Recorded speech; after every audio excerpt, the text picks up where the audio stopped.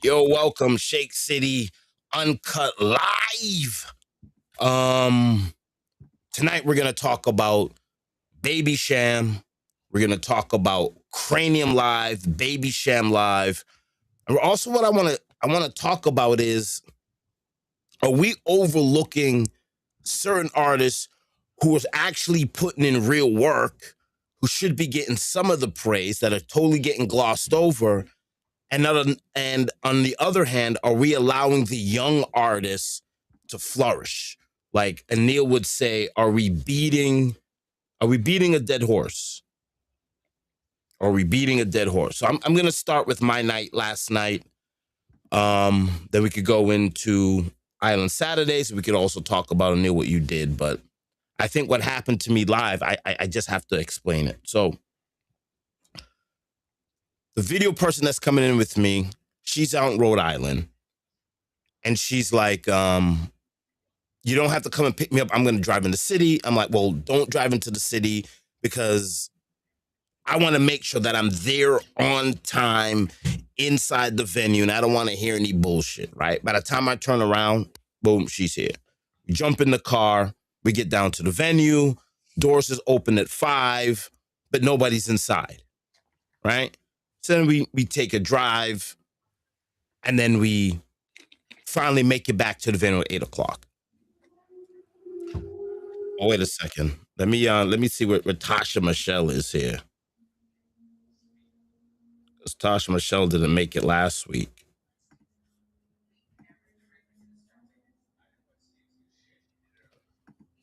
All right, so usually what I do is when I go into a venue, like a Live Nation venue, I go to production because I just want to get certain instructions. What are the rules? Is it first 3 songs and then the encore? Is it only the first 3 songs? What is the backlog of the artists? Like, do they say they only, because some artists only want to be shot with a certain millimeter lens. Some artists only want their picture in this color tone.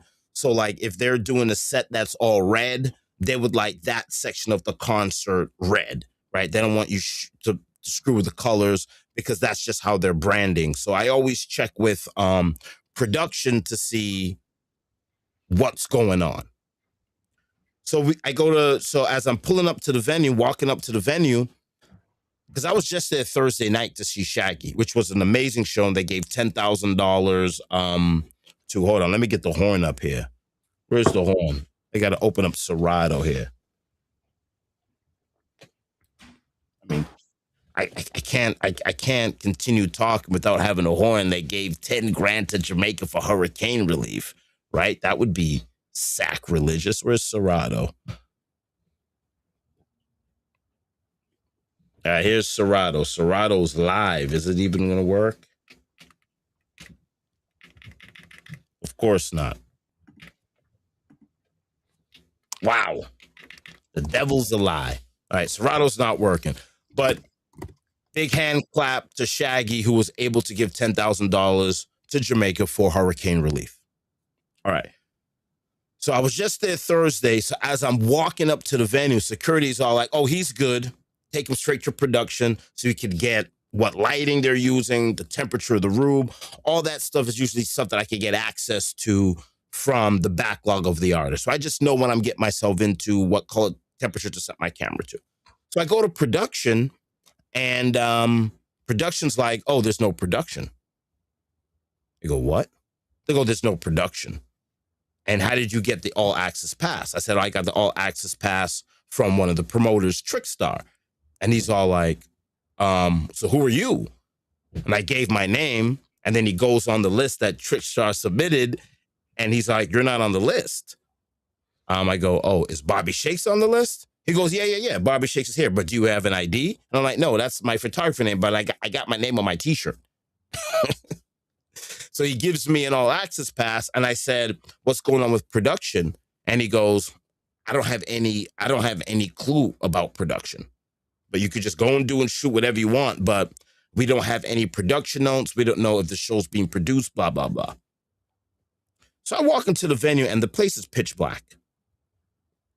People's been there from 5, and the place is pitch black, and you know, a couple of strobes is going off, bing, bing, bing, bing, bing, bing, bing. So I'm thinking this is going to be a disaster on Mother's Day, where people. I gotta turn down my my mic here because my mic monitor's driving me crazy. I'm falling asleep to my own voice. It's driving me nuts. My own voice drives me crazy. So I go to production and they're like, there's nothing really going on here. So I'm like, okay, fine. So like I said, the club is pitch black. And then, you know, one or two lights was flashing and it wasn't what I was expecting because I was just there for Shaggy Thursday night and the lights is just flashing and it's vibrant. We were there for Dexter Daps. We were there for 2 or 3 other shows at Big Night Live. And this is Mother's Day, and I'm thinking, wow, this should be huge. So I said, you know, let me just walk around and take pictures of the people just to pass time. So as it's becoming close to showtime, I see the guitarist walks out, and she stands on the stage, and then the drummer comes on, and there's a little light flicker, but I'm thinking, is Baby Cham going to do this show pitch black? Like what's going on here? Like, is he going to be dressed as a ninja and he's going to come out as a ninja? And like, what is Baby Cham doing here? So I'm just waiting and waiting and waiting. And you know, and Ghetto Hype comes on and he gives the greatest introduction ever. Are you ready for Baby Cham? And the drummer starts going. I got a degree in sound engineering, so I'm hearing the frequencies. I'm like, oh, wow, this is crazy. And as she's drumming, she's looking over at the front house, like giving him like instructions on how to EQ because it wasn't working. So as she's drumming, and they're playing this rhythm, which is like which I perceive as a tuning rhythm, right? So they're playing a tuning rhythm because the drummer is also playing the bass line at the same time. The drummer is playing the bass line. So while they're playing this tuning rhythm, right?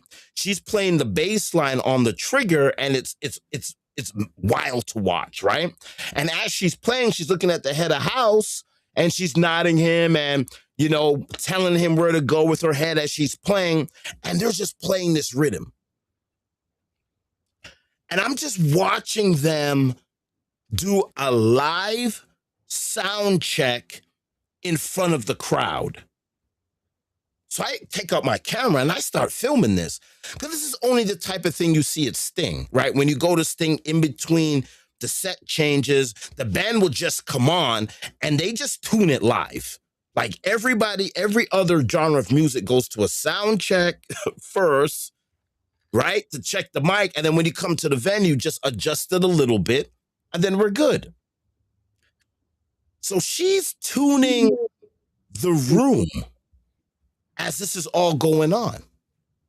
Because you got to understand when you're inside the room, when you do a sound check, the venue's empty, and then you got to compensate for when the people come in because human beings soak up frequencies.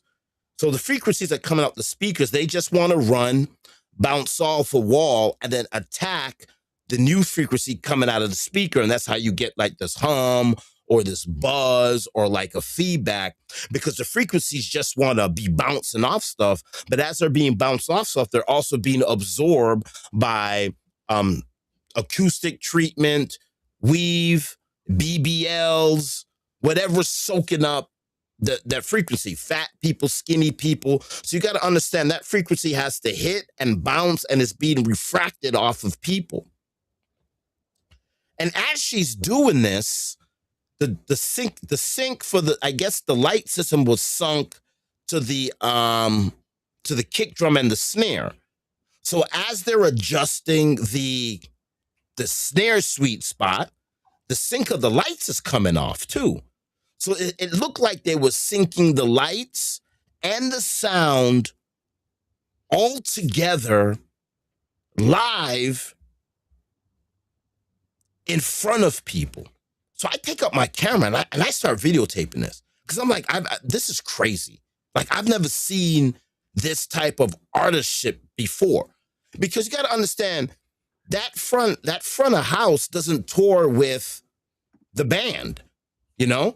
That dude just rolled out of bed. They're like, yo, man, we got some reggae show, Big Night Live tonight. Are you free? I know it's Mother's Day, but, you know, it's time and a half.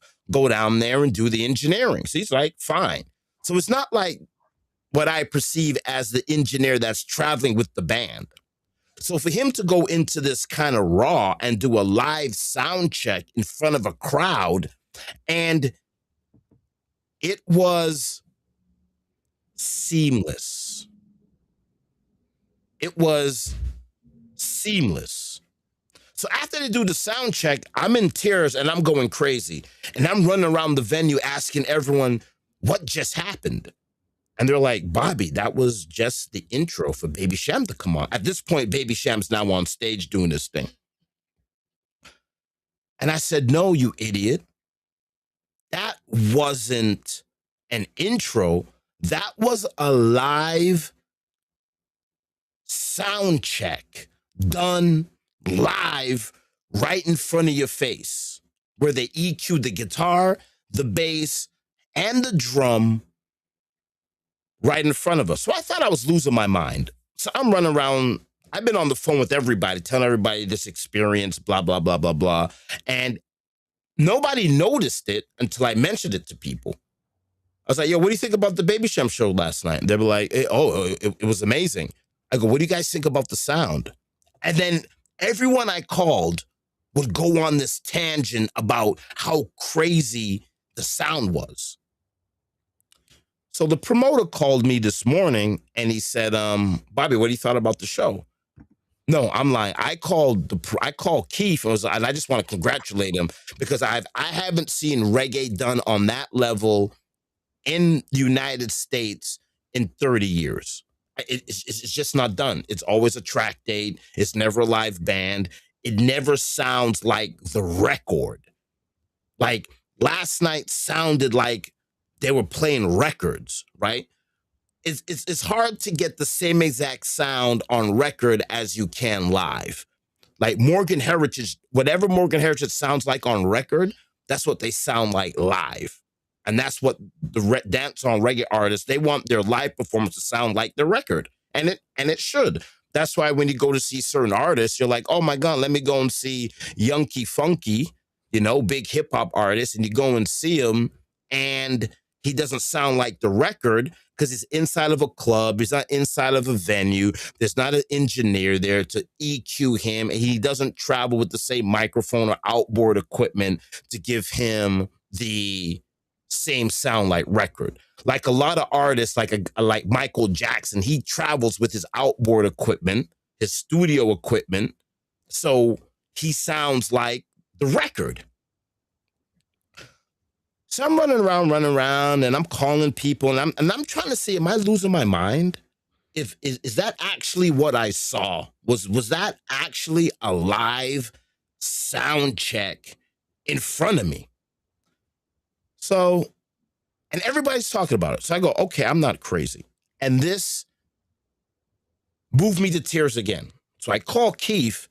Keith's like, and he doesn't answer. And then I'm on the phone. And then he calls me back. And then I call him back. And he goes, Shakes. I go, blah, blah, blah. Congratulations, great show. I go, go, Shakes, what do you think about the show?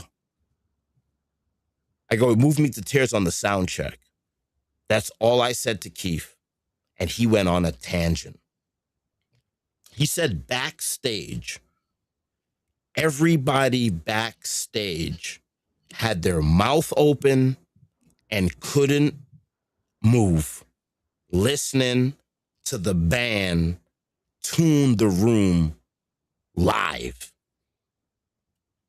And Baby Cham was kind of like, I guess, wayward or like, because the place was empty, right? There wasn't a crowd there, which is a disappointment for reggae. Big disappointment. If you missed Baby Cham last night, anywhere in the world, you're not a fan of dancehall. Because if he's doing this, what he did last night in multiple places, that's a show you need to go and see. Hands down. Keith said Baby Cham was backstage listening to them live tune the room. Because remember, you go and set up all your equipment, you do a sound check to make sure all the equipment is working, but you really can't EQ the room till people is in, so you could get, because people absorb frequencies, and if there's less people, then you do that. If there's more people, then you do this. So there's all that. So usually it's done on the fly, but only in dancehall. I've never seen it done in rock and roll or any other genre. Usually it's hip hop, like, yo, turn my motherfucking mic up, turn my motherfucking mic up. It's always that bullshit, right? We've heard it a million times in dancehall. Yo, more monitor. Keith said Baby Cham listening to his band tune the room live gave him, he turned into a god backstage.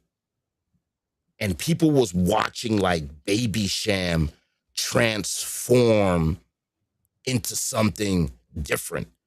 And Keith was like, yo, Bobby, you need to see my video, and you need to watch the video backstage, and you just see the look on everybody's face as Baby Cham's band is cueing this down and getting it tight. And it wasn't till it was perfect they stopped playing the sound and rhythm. I mean, the rhythm just kept on repeating, but it was a hard rhythm. It's just knock and bass, and you could hear it muffly, but it was just getting tight. And the engineer is like, and I'm watching the engineer and I'm watching the drummer, and I'm just seeing the front of house. He's grabbing, he's moving faders into the compression gate, make it tight, sit me in the pocket. And then when the music was in a pocket, the people in the crowd went crazy. So it's like the whole place was in sync with this happening. Backstage, Keith said backstage was the best he's ever heard anything backstage.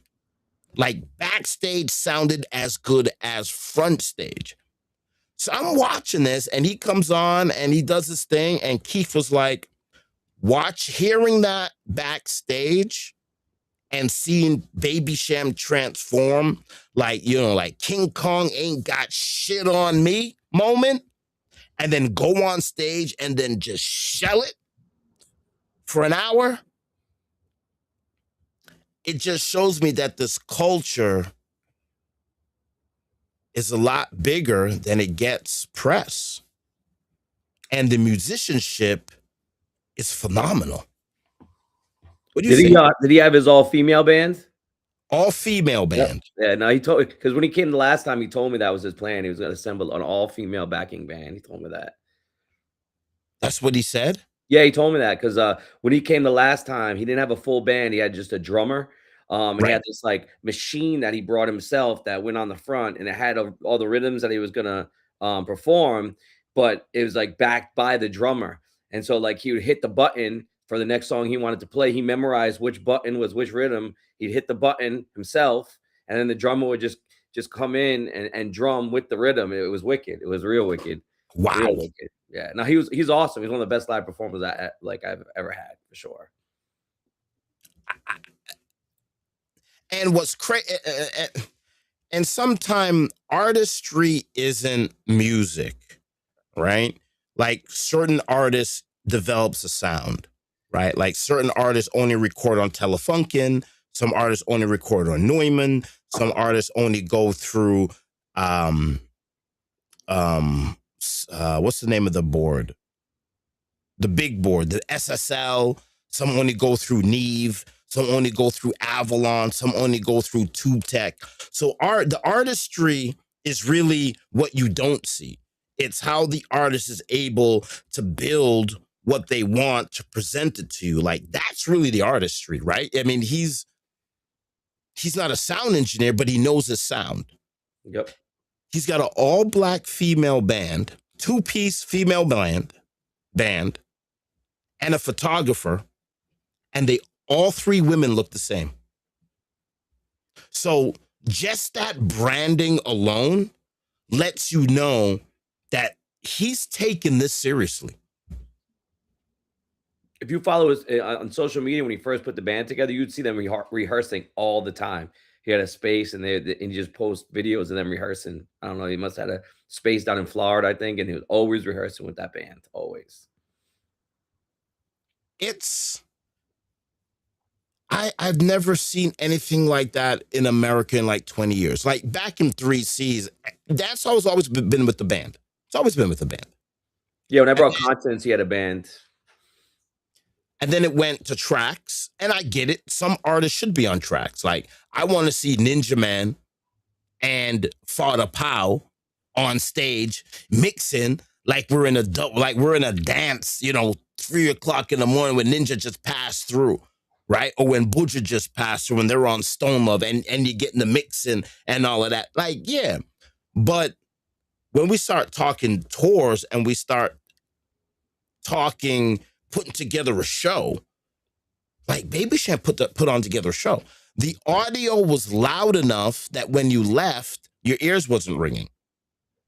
You got to understand too, like these artists are Jamaican, right? Like Caribbean people, like, yo, just turn it up. So how do you and I don't know what the decibel level is, but the concert could only be so loud legally. Like it can't go above a higher dB. So the drummer's telling you to tell the engineer, turn it up. He can't turn it up. So he's got to find ways to EQ gain without not actually pushing the gain up. And it was just magical to watch this artistry happening. And as I say this to everyone, then they're like, oh, yeah, you're right. So I thought I was nuts, Teddy and Neil. So then I started walking around the venue. It sounded the same everywhere I went. So if you're watching Baby Cham last night and you're like, oh, shit, I want to go get myself a Hennessy, from where you stood to where you walked to the bar and came back, the music sounded the same. So it's not like you're missing anything because you can still hear it plainly. You vision can't see it or you're away from it, but the audio is still... Because you know how sometimes you go to a show and once you get out of that sweet spot, it's just muffled. You know what I'm saying? But this was just... And it breaks my heart that dancehall's not being done like this on the level that Baby Cham is doing it. And then we're willy-nilly just handing out the king of dancehall to anybody. Neil, what do you got to say? Yeah, I mean, I've seen Baby Cham before. I mean, it's always been with tracks, unfortunately, here in New York. My heart goes out to you because you saw, like, you know, a rare movement. He's top notch, one of a kind, top tier. I mean, it's good to see dancehall make a resurgence and come back. But is it really enough to save something?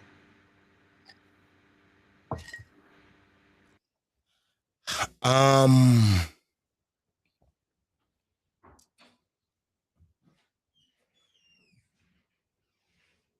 don't think we're paying attention to who we should be paying attention to. You know what I mean? I think no. And I'm a big dancehall guy. It's a proven thing, though. It's a proven thing. Baby Cham can do maybe a Saturday night lot. Maybe a Saturday night they would have did more, because on a Sunday it's going to be dead because people have to work Monday, right? Well, I mean, yeah. You go to work tired, right? So I think you should have had the party on Saturday, and it would have had drawn more numbers. Actually,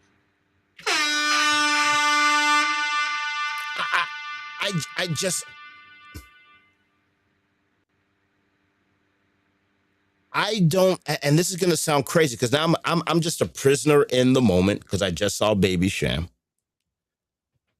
I don't understand how the hell if Baby Sham is doing this night in and night out, and other artists are not doing the same exact thing, I don't see the culture progressing anywhere. But what do you guys think? I think maybe because it's a small turnout, he could be more experimental, and this might have been the case last night. No, it wasn't experimental. It was just basically they're such good musicians that they could just do it on the fly. Like it's just she knows the room, and she doesn't know the room. She's never played there before. I don't know.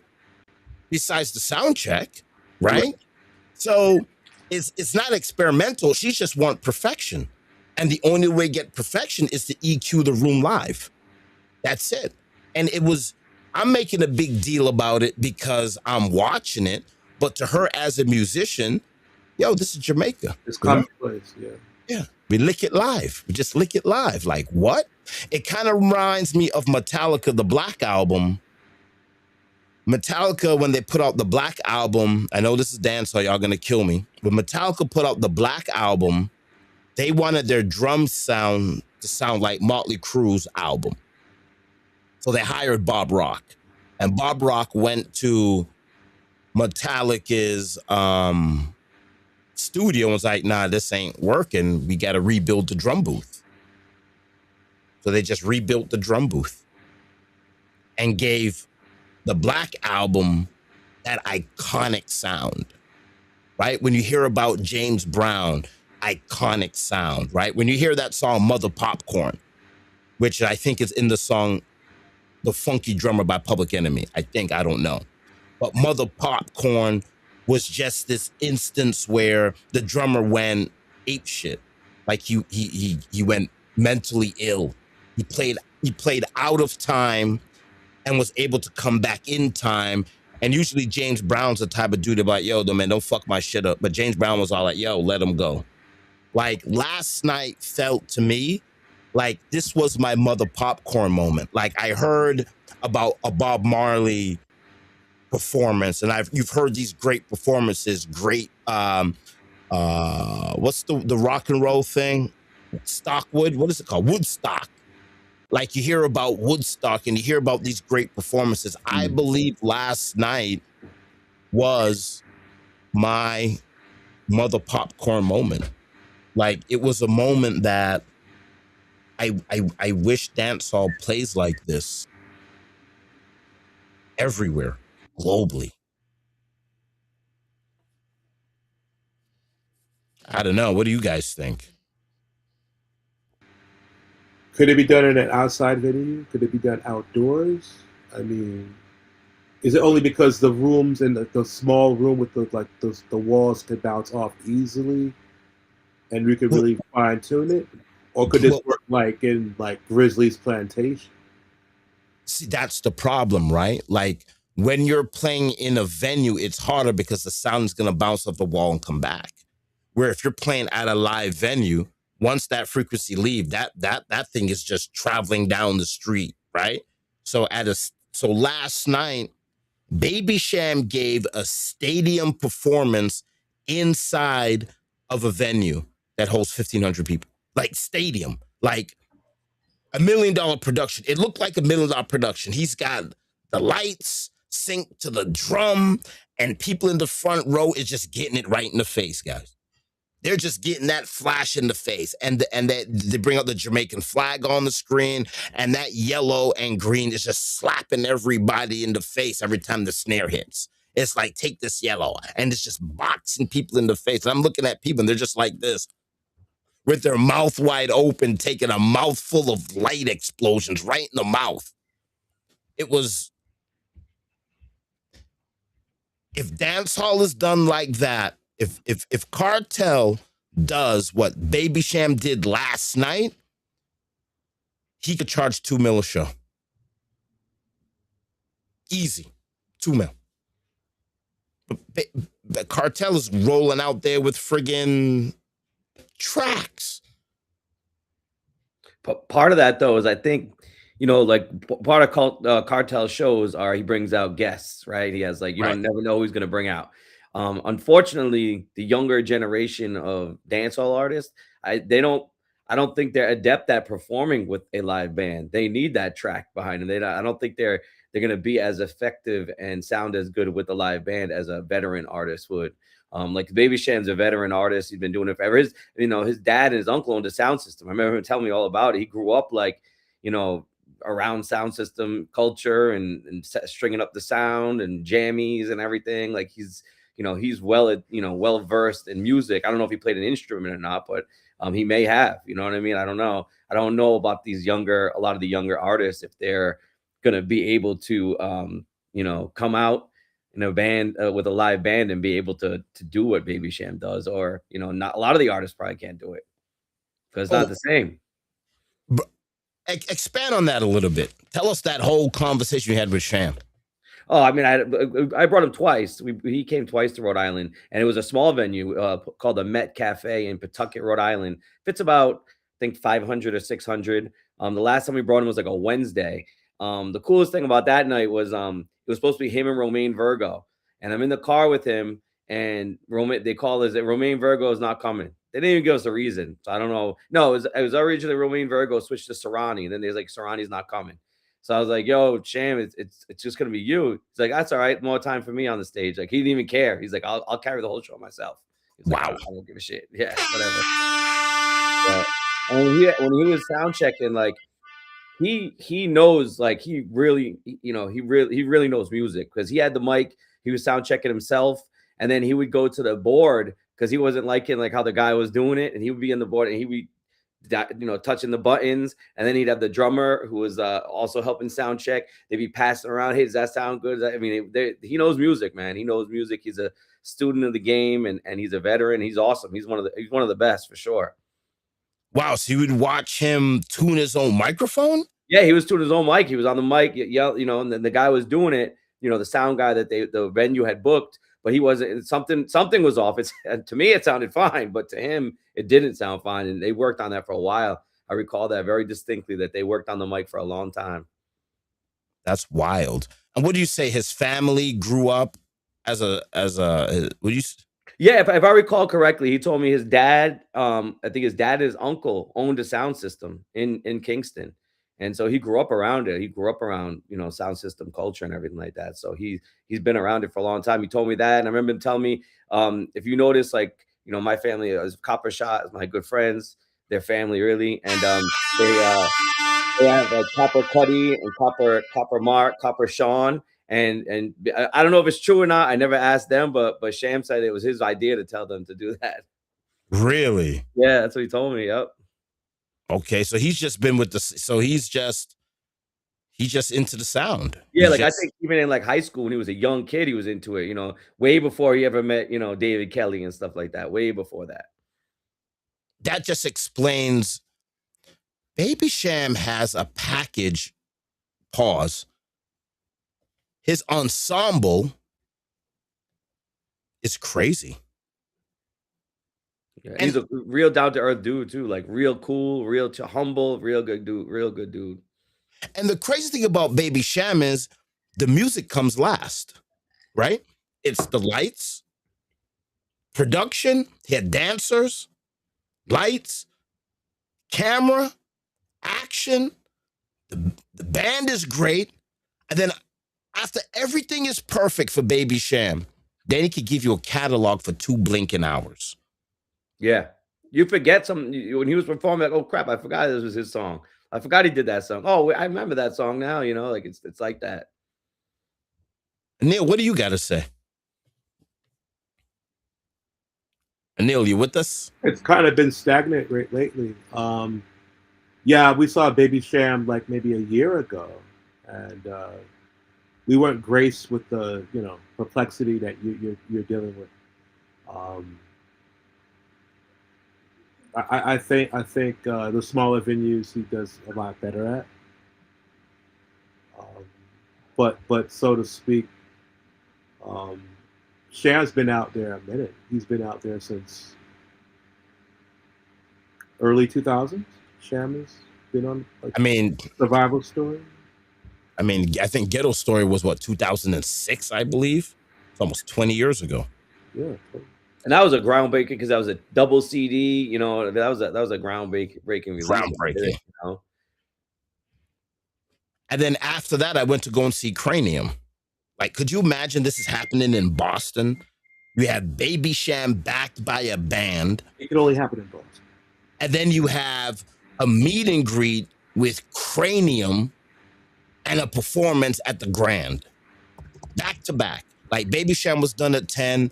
You fly over to the Grand, you find parking, and then you could go and see Cranium. On a Sunday? On a Sunday. That's what I haven't edited no pictures, nothing. That's why. Only in Boston. Only in Boston. But you know what's weird is just looking at it, I know they want everyone to capitalize on Mother's Day, right? But looking at it from, you know, I've been going out forever. I remember going to a Mother's Day show in Boston at Club Lido. I think Rodigan might have done it, and it was Sanchez, right? Now that's a slam dunk for Mother's Day weekend, you would think, Sanchez, but it wasn't busy then either. So I think, you know, I think you have to look at like how have parties on Mother's Day done historically, and then kind of base what you're gonna do from there, because it's not always about the artist. You know, there might be no artist that can fill a venue on Mother's Day in Boston. It might just be, or maybe what they needed to do was do Cranium and Baby Sham on one show. You know what I mean? Instead of having two, because then essentially you're having people choose between which one almost, because you got Mother's Day. And right now, thanks to the, you know, rapist in chief, everyone's broke, right? So now you got to decide, you know, so you got to decide, okay, I just paid rent. Gas is X amount. To park at Big Night Live is $40. I don't know if what the park 20 last night, but it's usually $40. Right. So $20 and the drinks are not cheap. So okay, I gotta buy my mom a gift, take her out. I got my one baby mama, or maybe 2 or 3 baby mamas. I gotta at least buy them something for Mother's Day. And then okay, am I gonna go pay to park, then pay, you know, $10 for a Heineken? You know, like these are all things that, like, now looking over the shows, you also have to remember these are artists that are going to cater to people like my age. You know what I mean? Where we're a little bit more fiscally, you know, responsible. And, you know, we think about these things more than the younger generation. Like if that was Valiant or 450, it might have still been packed because that generation doesn't have the same financial responsibilities, and they don't have the same knowledge of finances. You know what I mean? So like, they don't look at it like they just want to see Valiant. They don't think about, okay, if I go see Valiant, how much money am I going to have left after? Because that's how I, you know, operate. Right. You know, so, you know, because I have friends that'll go to like Miami for Carnival or whatever. And like, I'm like, bro, how are you doing that? I just got a credit card. Like, yeah, I'm not doing that. You know what I mean? Like, that's just something I'm not going to do. But yeah, so it's an expensive night, and it's an expensive weekend for a lot of people. You know, if you're, you know, God willing, if your mother is still alive, you know, you got to take care of her, you know, so it's not an easy thing, you know, choice to make. And then, you know, these are two artists that cater to almost a similar generation. I think Cranium skews a little bit younger, obviously, than Baby Sham, but still, it's you know, it's tough to have the both within like 15-20 minute drive of each other. That is difficult. I think that's difficult in maybe in New York City or Miami, you could get away with that, but anywhere else is difficult right now, in my opinion. No, it would be on the same venue. They're both dancehall artists, same venue. No, but I'm saying, would it be because there's more people like in New York? I think there's more, you know what I mean? Like there's Jamaican, there's a good Caribbean community in Boston, but I don't think it's as big as New York or Miami. They did the Willers last night at Brooklyn Bowl, and that club is always like a major venue. But I didn't bother to go because, I mean, the Willers aren't really, you know, my cup of tea. This is a can of butter, babe. Try 4 baby mamas. I got 3. A girlfriend. I got 1. No side chick. A mom. I'm reading that. Love it. So yeah. So you have availability. You have a slide open for a side chick. Yeah. So yeah. I have 3 baby mamas. Let her audition first. You know? Girlfriend, mom, sister. 100 kids. I ain't got no money to do nothing besides hide from everybody. And wait, but I have to note, I'm 49. I got no grandkids, thank God. I got 1 kid. That's it. Right? Yeah. Last night, I think Cranium and Baby Sham could have done that show together. Yeah, Bobby, if you're looking at the crowds, let me know. What would you think if they took the crowd from Cranium and brought it to Big Night Live? How would that have been? And combined the two? If you combine the two shows, that last night sold out. Yeah. If you combine the two shows, yeah, and don't forget, if you're going to combine the two shows, you would have to promote that you're combining the two shows. Yep. So the turnout would have been even bigger if you had just took the people from over here and the people over there and put them together. Yep. But I understood the Karnium aspect where they're thinking, well, Baby Cham is over at 10, right? And maybe it's the which is even crazier thinking, Ted, right? So we're gonna go to Baby Cham early. It ends at 10, and then the after party is Karnium, right? That's some money. You gotta have some dough to, you know what I'm saying? That's dancehall's a poor people music. You know what I'm saying? That you can't be poor and do that. Yeah, it's Yeah. It was Boston last night got a treat. They got a really, really good treat, and they I wish more people came out to support both artists. Yeah, like when I brought Konshens, the same thing. It was like we had a full band and everything, and I was so bummed out. I mean, like it wasn't even about the losing of the money. To me, it was like Konshens put on a great show. He's a good performer. Again, he knew music very well. Last minute, the week of, he decided he wanted to add a band. So we put together the band for him, and we had to get drums, everything. And to have only 300, 350 people turn out, it was like, I felt bad for him. You know what I mean? Like, like it wasn't even about, I lost money, but it was like I felt bad for him. You know what I mean? Because like I want more people. I wanted more people there to see that. He's a good artist, man. He's a really good artist as well. Yeah, it breaks my heart that the dance, and I said this post, and you probably read it, and I got killed for it. If you miss Baby Cham last night, you don't love the culture. You don't.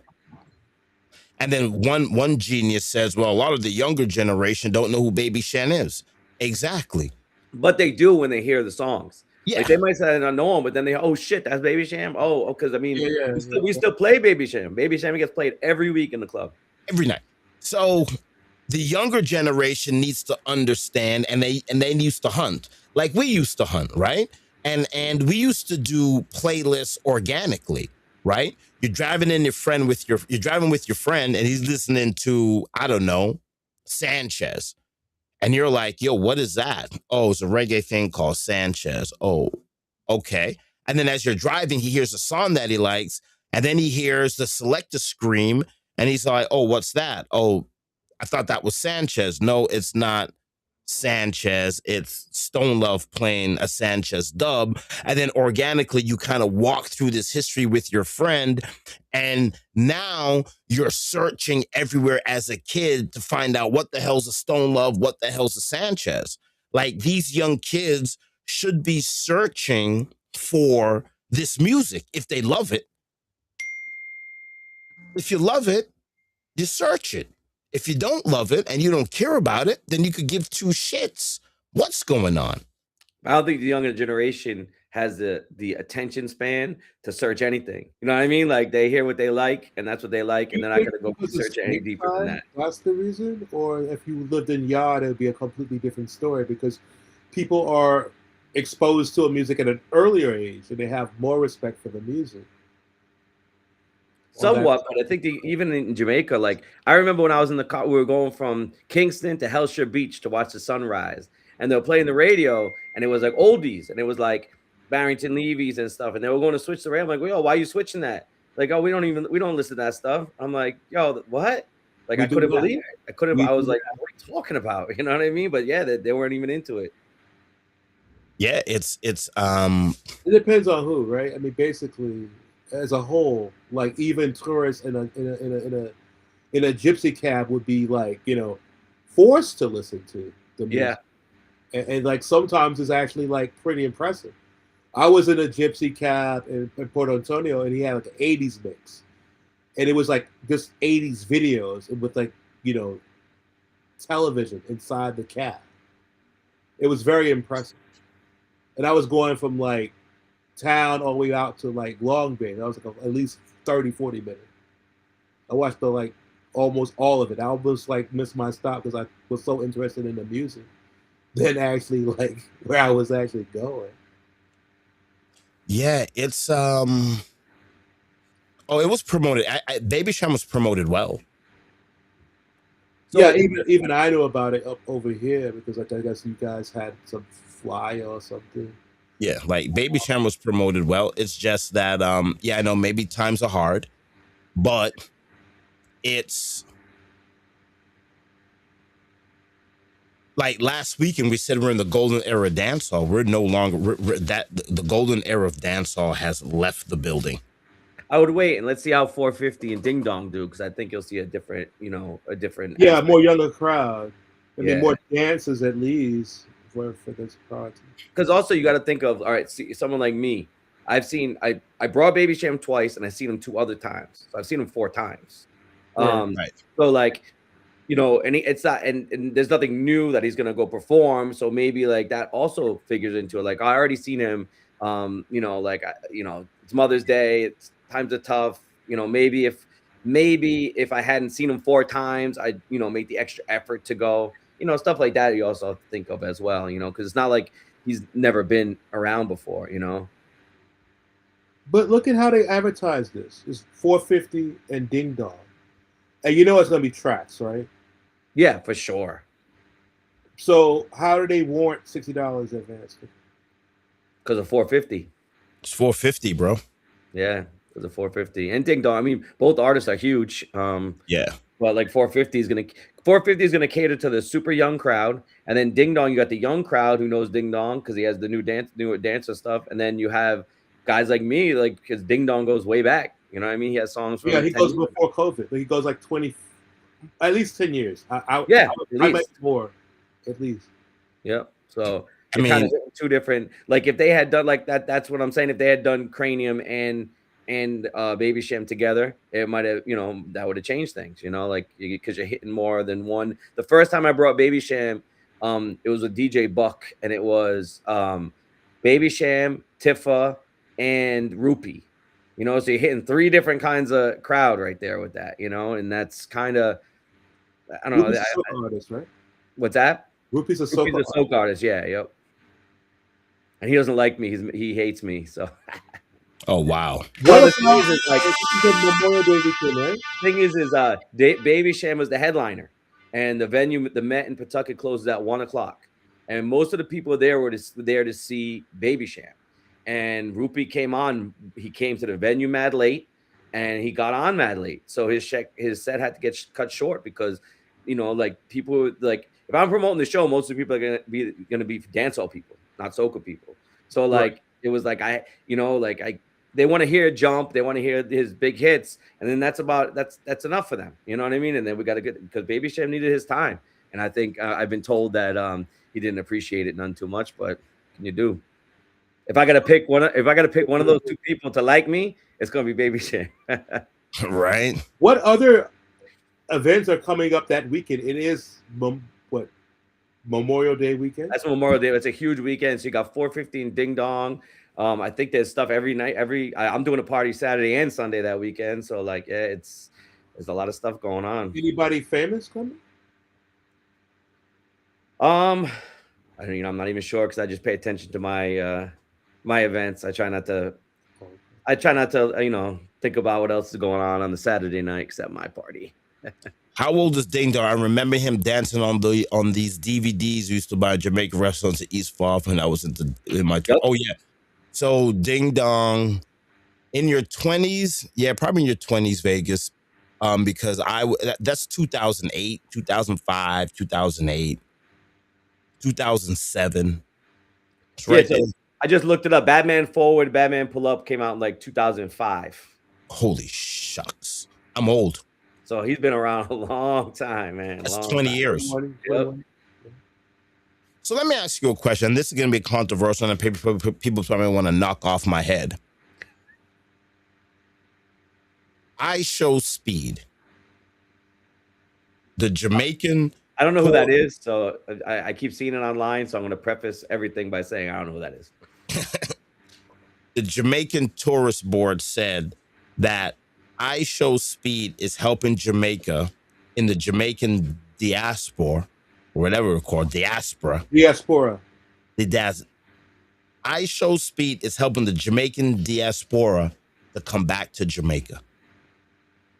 No. I mean, the videos, I don't know who he is, but I do know if you put on TikTok, you see a million videos with him in it and doing all kinds of stuff in Jamaica. I'm not going back to Jamaica anytime soon. Honestly. You know, so. I mean, would you agree or disagree with the Jamaican Tourism Board? I mean, why would they write something like that? Because they're losing money on tourist dollars, not getting spent in the country. After the hurricane happened, a lot of people really wary about coming back to Jamaica. Even Jamaicans are wary of coming back to Jamaica. So they got to come up with some desperate move to actually get people back. And I don't think this is the way to do it, honestly. They're missing a whole. The locals. I mean, of course we can get tourists to come. Yeah, that's like flash in the pan, maybe. But people who actually grew up and from Jamaica, they're not returning to the country. So no, I don't think that's the right approach to it. One way to get Jamaicans to come back to the country is to offer them land improvement plans, especially for those who are devastated by the hurricane. I mean, I think I misquoted them. It said the Gen Zs, so it's the young Jamaicans living all over the world. They went to Jamaica only to hang out with I Show Speed. That makes sense because I guess that's the generation of that guy. Because like if I ask my son, he'll know who that is for sure. That's ridiculous. Like the men that wash feet on those rafts, the potential have a 3-hit. Oh, you see those dudes be rubbing the girls on the raft. Oh yeah, those are the gigolos. Yes. Yeah, but even that's not helping. That people are nobody. When I Show Speed was going to Jamaica, the tourism board says they had an influx of people flying into the country because they wanted to be with I Show Speed, and that's probably right, though. That's probably spot on. I bet. I think he's over. I think all the videos combined is close to 500 million or maybe 1 billion views right now. I mean, I don't doubt that it help then bring people, and I don't doubt that it'll help tourism and bring some people that maybe never contemplated going to Jamaica, and they watch this video and they see how much fun it is and how safe it is and come. I don't know if it's going to get people to move back to Jamaica, because I mean, like I see they had a push for nurses, right? They're trying to get nurses to come back. So I messaged my wife, like, hey, they're looking for nurses. She's in Iran. I'm like, maybe we should go back. And she was like, they can't pay me enough to go back there, So like until the money and stuff like that is a little bit stronger, I don't think that'll happen. But it definitely, I could see it helping with tourism and more people going to Jamaica, because that guy's hitting a different like I said, I don't know who he is, but if I ask my son who's 19, he'll know who he is. And I think like it's a good boost for the tourism economy, but whether it's going to get people to move back there, that I don't know. Yeah, I think Neil kind of mixed the question up. I was just talking about Gen Zers, and Gen Zers, my issue with what the tourism board is saying is that we have young artists in Jamaica, but it's taken a streamer to bring the Jamaicans that are hanging out in New York and Boston and all over the world. They should be coming back to help build the island and to see the young Gen Z artists that's there. But they sat on the sidelines and waited for I Show Speed to show up, and then everybody booked a plane ticket. Like this, and it's good for Jamaica, right? Because look at the gas prices. So when you think about I Show Speed, he was able to boost tourism in a time of uncertainty and war and a global recession.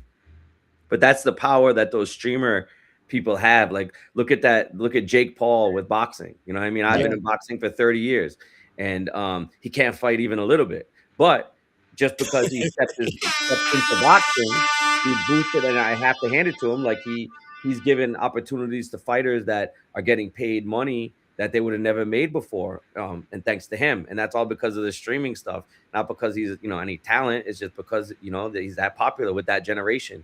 So I think that whole streaming and that stuff has like such pull on that generation that it's, you know, it's a different ball game. You know what I mean? It's just different. Yeah, it's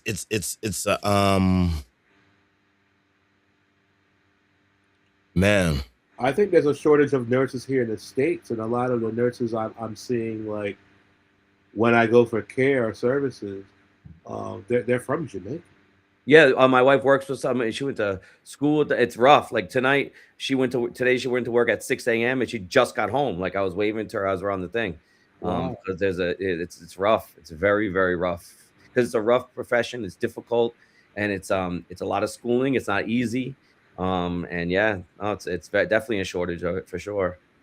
Right. Kenna Butter Babe said there's another young Jamaican streamer that's extremely popular too. I watched a live stream of his birthday party on TikTok last year. He had so many dancehall artists performing. Yeah, I mean, yeah, there's a lot of, I mean, have we gotten to the state where the streamers are now the artists? Well, think about where some of these guys like really blew up. You know, the younger artists. A lot of them didn't blow up with like a record. You know what I mean? They didn't have a 45 pressed.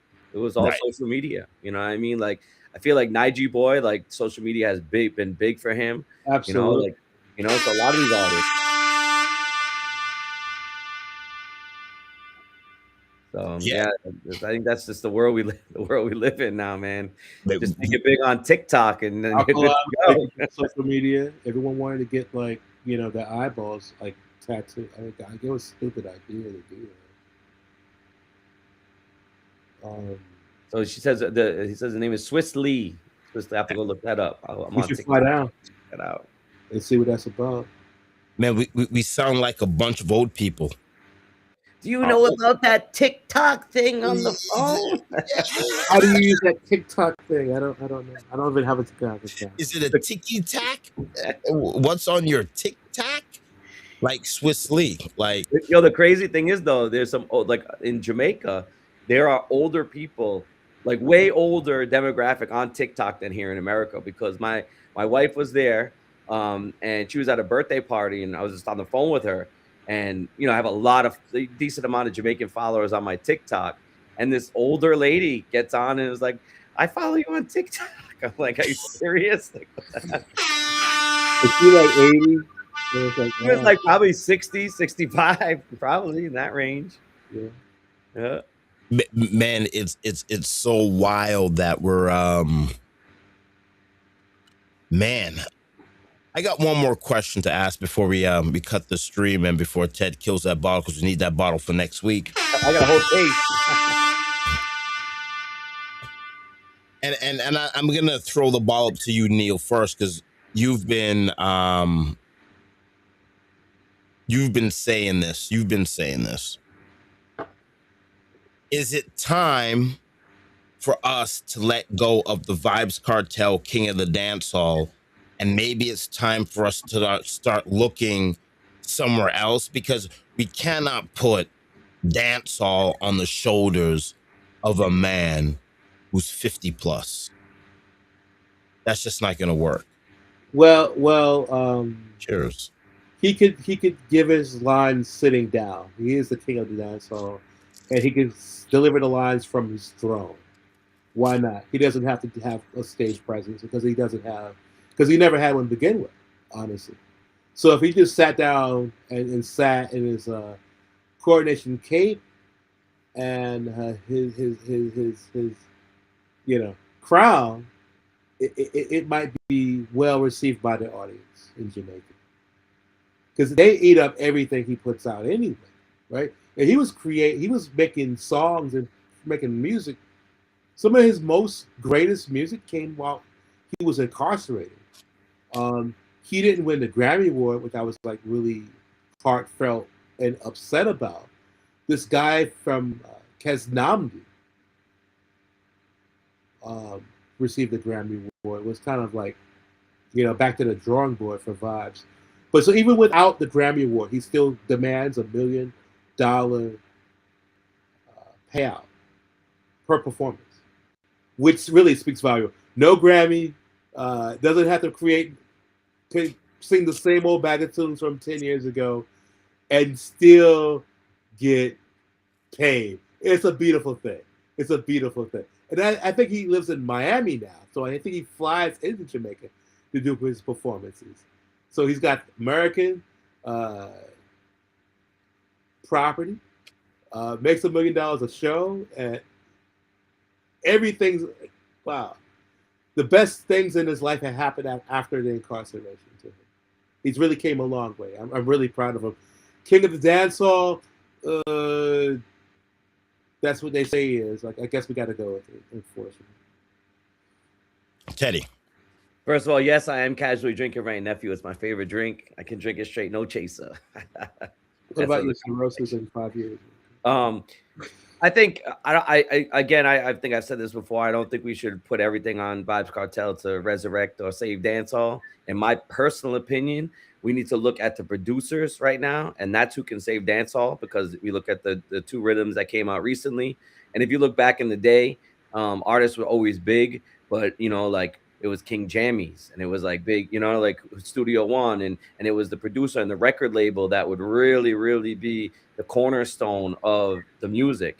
And I think if we can get back to that, where we have like the Hill and Gully rhythm, and there's gonna be a million artists on that rhythm now. I think like if we can keep producing rhythms like that, that have a classic dancehall bass line and Jamaican feel that all the younger artists want to get on, as well as the older artists, I think that alone can be big for dancehall, because you're going to start seeing Hill and Gully dances, and you're going to start seeing, you know what I mean, like stuff like that. And I think that's the key to continuation and building of the dancehall brand. My opinion. I think for me, I'm in an abusive relationship with dancehall. What I love is not coming back. And I think moving forward, I think we have to put more, like Skilly Bang is coming the end of the month. I have to see that live. That's going to be bigger than 450. Yeah, because Skilly Bang, like my son's Jamaican, but he listens to like Skilly Bang's an artist that he knows, you know what I mean, where he doesn't know any other artists. Right. Where's he playing at? He's gonna be at the Causeway also? Or what? He's gonna be at Big Night Live as well, I believe, right? Big Night Live, yes. Yep. 1,500 people? Yeah, I think it fits like 1,500. Will it sell out on that night? I mean, it's capable. I mean, it's a Friday they're playing. Or? It's a Saturday, I believe. Oh, it has to sell out. It's Skilly Bang. Lighting in there. So it's top, like, so Big Night Live is owned by this company, Big Night Entertainment Group. They own a bunch of restaurants and clubs, and they do everything on a top-notch level. At my job, the Lyons Brothers of 2020s, right? They're like the Lyons Brothers back in the day. They ran like Lansdowne Street. Yeah. They're like that. Yeah, like these guys have their hand, like the casino I work at, they used to own a club there that was like top notch called Shrine. And then they have like Guy Fieri, the guy from TV. They own his restaurants. They have their hands in a lot of different things, and they do everything top notch. Like Big Night Live, when I helped do the Busy Signal show there, I was amazed at like how good the sound system were. Like even the employees, like they're well trained. Like it was really good. It was really well done for sure. They do a good job. Because in New York, the balances are very aggressive, and that turns off a lot of people. Yeah, unfortunately, that's probably similar everywhere. Usually when I go to a new venue, I sit down with the owner and I explain to them my crowd and how like you don't have to be aggressive with my crowd. If you're calmer, they're gonna react better. And if you have a problem, you call me and I'll go help you with them, because we don't need, like, we've had clubs where it's aggressive security and it backfires. It's not a positive situation, that's for sure. Right. Yeah, the staff at Big Night Live is amazing. Live Nation will also assist with production over there too, I found out. So it's not a Live Nation venue, but Live Nation will assist with production help. And last night was a show that sets the bar for every show for me to see going forward. Like, I can't see an artist with tracks. Now, Karnium was a good look last night because it was like it was a meet and greet and a nightclub setting, and it was very intimate. The girls could touch him, yell and scream, pass out, faint. So it was perfect. But this Skilly band coming up, I think it all depends on the artist too, with regards to the band. Because like, when I did my 40th birthday, I did Christopher Martin, and you know, he could have brought a band, but I couldn't afford it because I did it in a small room because it was just my birthday party and I just wanted it to be rammed. And I knew I was going to lose money anyway. And he did it on tracks, but it's more like, okay, who's the artist? And can the artist engage the crowd and get the crowd as hyped on tracks as he can with the band? Christopher Martin was definitely able to do that, but not all artists obviously can. I don't know how Karnium did with it, but I know, you know, certain artists can do it for sure. And I was talking to Jay Cool last night, and he said the best show we saw with Karnium was out Brighton Music Hall with a band. Now, we're talking about all me, you, Jay Cool, because I know him as well. We're all of an older generation that we can treat like. I've tried playing instruments. It's not easy, so I appreciate the fact that people can play instruments. I don't know if the younger generation cares quite as much. And I've also noticed that the younger generation, they don't want to go, like, they're happy with an artist going on there for, you know, 30 minutes. Where me, like, if I'm pulling a live show, I'm expecting a full live performance. But minimum 1 hour.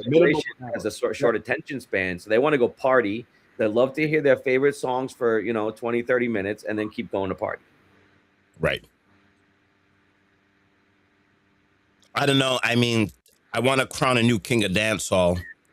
As of right now, with I Show Speed and Ding Dong, I mean, they're over 500 million. Like, by this whole I Show Speed Ding Dong thing plays out, and we have 450 coming up,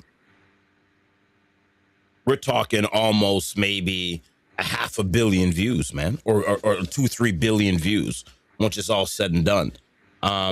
Ding Dong is big, like worldwide. Like when if I have friends in Japan, like, really it's like huge everywhere. So I don't know, maybe 2 years ago when Bounce first came out, right?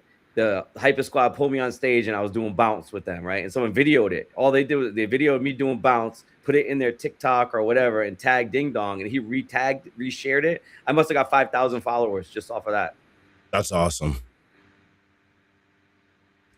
That's how big he is. I'm just trying to explain. That's how big, you know, Ding Dong is worldwide. Like followers from weird countries and everything.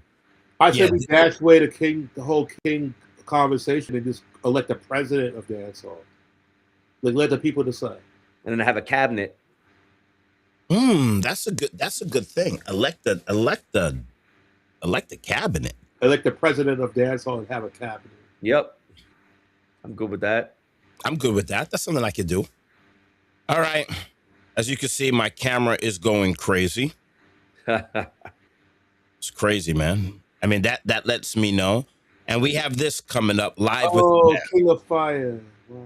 With a band. Malden. This is gonna be one for the ages. Cableton live.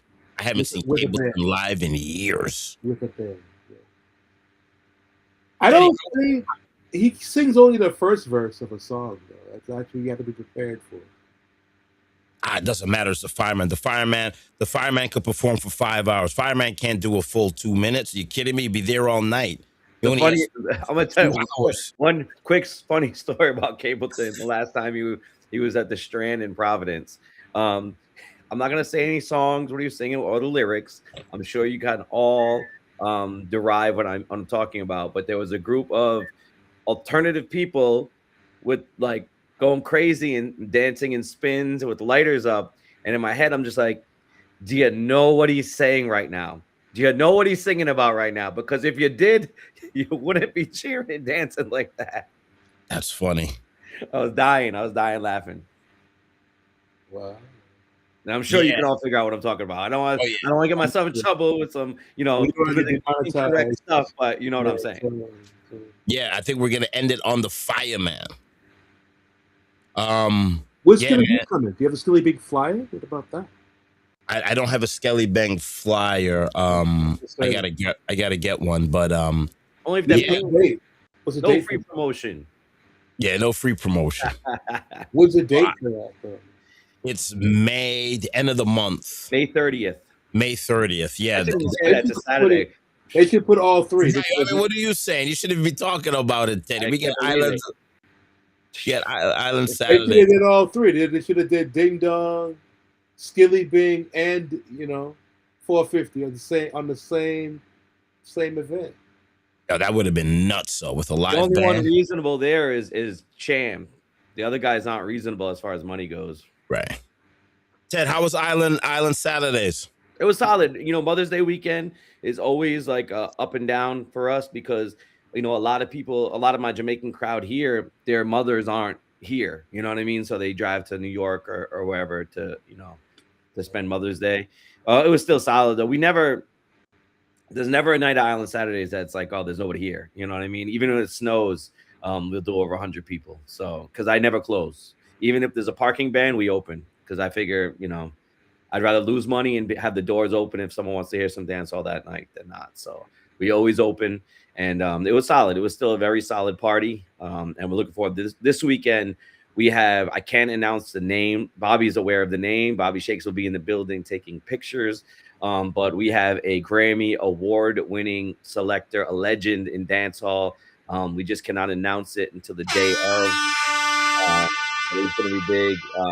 It's a big deal. Like, I don't think there's any other dancehall promoter around here that would really be able to get this selector because he's just on a different level. And he's just a friend of myself and Paul Michaels for a long time. So he's going to come and he loves playing our venue. So he will be there. It's only the second time ever. He came once for my birthday years ago, but it's going to be a good party.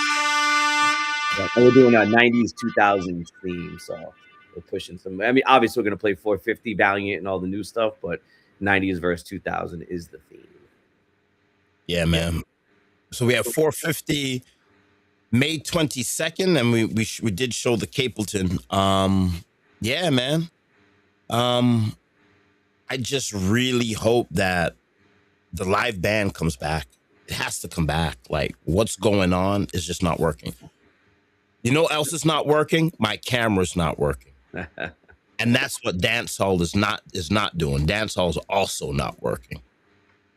Well, one other thing to think about with this band stuff is that, like, let's say 450 can perform with a band, but 450 wants to make X amount of dollars, which all these young artists have this crazy amount that they want to make. It'd be almost impossible to do it with a band because the hotel, the travel, then you also have to pay. Like, if they're not traveling with equipment, you as the promoter, you have to go get that equipment. You know what I mean? Right. So it's not the costs involved in that may be too great. It to go live it takes a good manager to get your backlog ready to be able to pass it from show to show. Because there could be a certain compression or a certain setting that you don't have, and if they're not traveling with it, how are you going to get that setting? So there's a lot of logistics that goes into performing it live. But because I remember calling everyone and their brother, like, yo, Sham needs a drum kit. You got a drum kit? You know what I mean? Like that. And that's like and I had to do it for Keznambi too, because like they'll travel with the guitars and stuff, but the venues, live music venues, a lot of times have their own drum set. And I'm not, I don't do that often, so I didn't have that. You have a drum kit. Yeah. Who has a drum kit in their basement? Right. Maybe we need to get this show bigger so DW could give us a free drum set. That'd be nice. Drum works. We need a drum kit so we could put reggae live, because reggae needs to be done live. It's got to be done live. All right, man. We spoke about an hour and 14 minutes. Teddy, what do you got to say?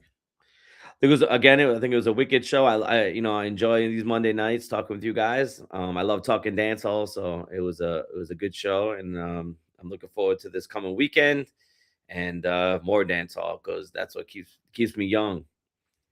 Keeps me young. Man, I don't know if it's the dancehall keeping me young or the goddamn Ray nephew. What says you, Anil? It's always good to see you, Anil. Yes, I definitely. Nothing special. Kes Namdi next week, the 20th. I'd like to see about that. Yeah. He's really great. I had an opportunity to interview him when he right after he released the album. I would like to see Holly Cook perform here in the States. She's another UK artist, very talented. She sings like lovers rock music. I'd like to see a lovers rock, like a UK lovers rock concert done well in the States. Like maybe bring Benny McLean or Miguel or those artists. But I'm, the sky's the limit. Anything can happen here in New York, of course. So grateful to live in the city. It's a wonderful thing. Don't know what's happening yet for the summer. Hopefully, I don't know, maybe Reggae Land, Vibes Kartel, and Beenie Man on the same, who is the real king, Maybe a clash could transpire. You never know. Ooh. Milton Keynes, are you ready?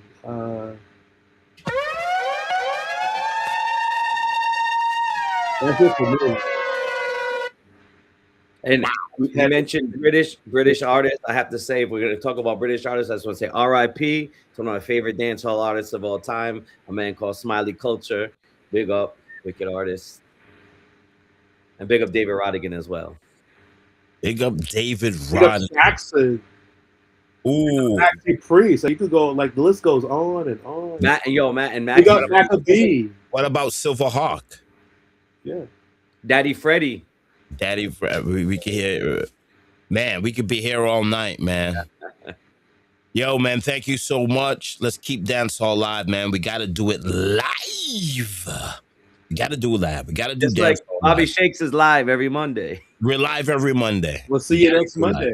Oh, big up my friend Pat Moschino as well. It's a blessing to have her last week, man. She really doing the service of the dancehall media, Billboard, New York Times. She's out there, She was awesome. Giving us proper coverage for the genre. I was going to leave because my camera is a disaster. So I was going to leave, but now we can't leave because Canna Butter Babe said something extremely offensive in the chat. What did she say? She said the Versus series should be definitely include reggae artists. And let me talk about that. And this is the problem with our culture. Versus stole dance hall clash culture and gave it to the Black Americans. Versus is stolen from the Jamaicans, what we call Sting.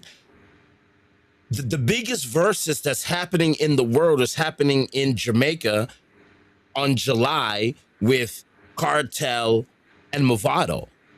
That is the biggest versus happening in the world. But just think of this, them thief hip hop music too.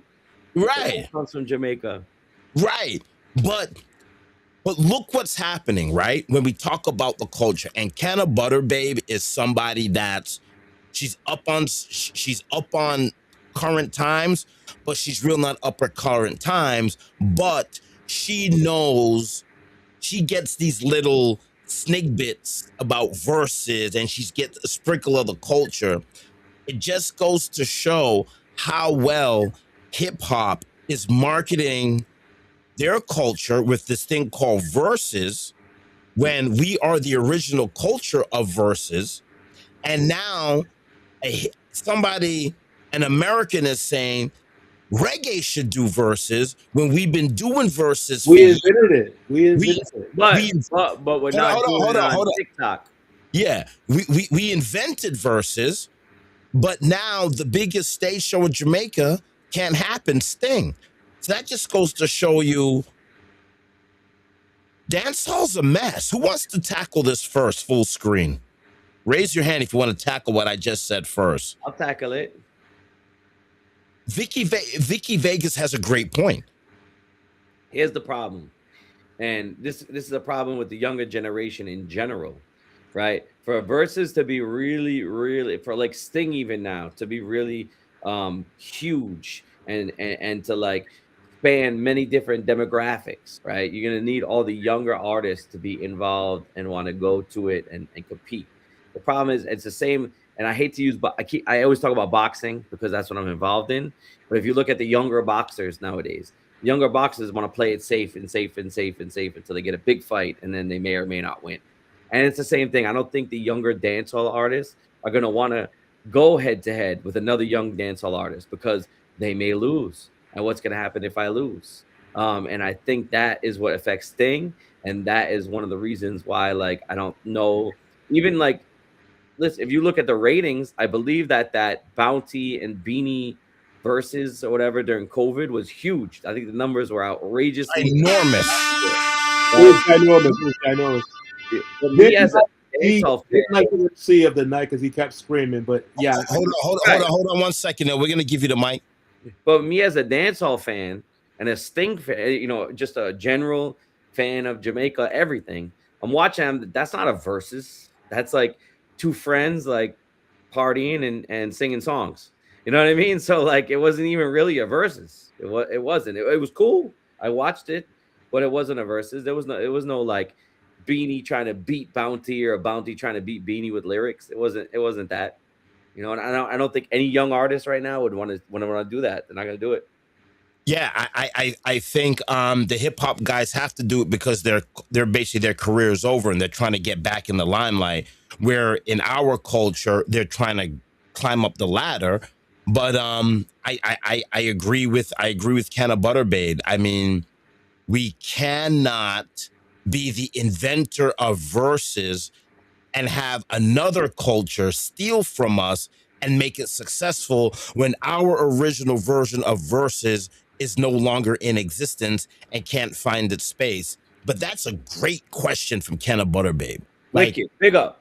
That's an educated statement for someone that doesn't know the culture. Anil, what say you, my friend? Well, we can go way back when, the days of slavery when they had the dozens, right? But that's kind of unfamiliar territory and kind of a sensitive subject. So as far as the verses goes, Jamaicans have not only invented, but they have actually perfected the dozens and perfected the verses. With Sting year after year after year. It was totally like 12,000 people at Sting. World Clash, even though it's a separate thing, but World Clash, same thing. Yeah, guess what?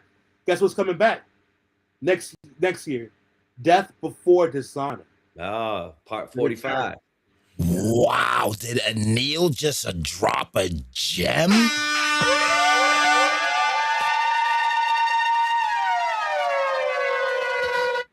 Like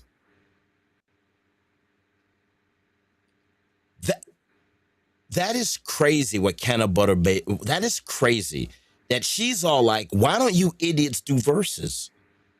That just goes to show you how bad the direction of this culture is. Like, we invented it and we don't even do it.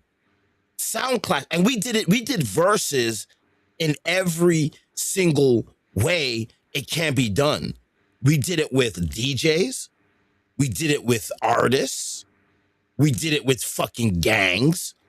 Because you'd be in the dance and you'd be saying, big up Black Roses, big up this, big up that, big up that. We did it. It was Bobby Shakes at BostonReggae.com. It was. So versus is what we do, and the fact that we don't do it, and the fact that we don't market it the way it should be marketed, it just goes to show you that we got to get our culture back, man. These artists you have to lose. Like I thought Tommy Lee and Massacre was a good versus. It was good. Right. And I think the issue is too, a lot of these artists that I'm gonna say this, I'm gonna defend this, I'm gonna talk two sides out of my mouth because I know you guys probably want to go to bed. No, I'm up till like midnight every night, so don't worry about me. The young artists, some of them, unlike Chronic Law that just got picked up by ICE. He got out though. Yeah, he got out, but he still got picked up. Ripper got picked up though. Yeah. But he got to pick up for a good reason, right? Yeah, I know, but I don't want to go down. Wrong, obviously, right? I don't want to go down that route. But all I'm saying is, the younger artists sat down and watched their celebrity be locked up for 13 years. They watched Buju in jail in federal prison. They've watched the violence and what it breeds in the streets, right? When the prime minister had to bring Gaza and Gully together and say, you guys gotta be friends, right? Like, young artists has seen the violence and it's been a victim of the violence. And that's probably one reason too why the artist is like, yo, fuck that versus shit. If the old dudes want to do it, they could do it. But I'm not risking my career. I'm not risking my livelihood. Because remember now, back in the day, you had to do a sound clash or clash an artist so you could get on a rhythm. To get any notoriety whatsoever, yeah. Right. So you had to do that to make money. Now these artists are like, I'm going to stay clean, record in my basement, drop this shit on iTunes, make a quick 10, 30, 50,000 $1 million and call it good. I'm good. I don't have to do a versus. But that's killing our culture. Well, think about it. Who's going to want to class squash when they know squash has an arsenal? That's what he's locked up for now. You know what I mean? Like, right. That's not gonna happen. Right. Look at Canna Butter. But I remember when sounds would have sound clashes back in the day, back in the day here in Boston. I was young when they would pass out the flyers at my sister's hair salon.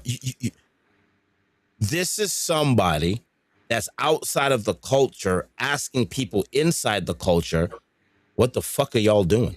Here's part of the problem also. I can tell you. So I love every aspect of dancehall, right? The first big sound I ever brought in Mighty Crown from Japan. That's the first big sound I ever brought in. Ninja and Sammy T. They were in Providence, Rhode Island. That's the first big sound I ever brought. I lost my shirt, but I wanted to see Mighty Crown, so I brought Mighty Crown. But the problem is like to make a right now to have a good solid dance that everyone has fun at.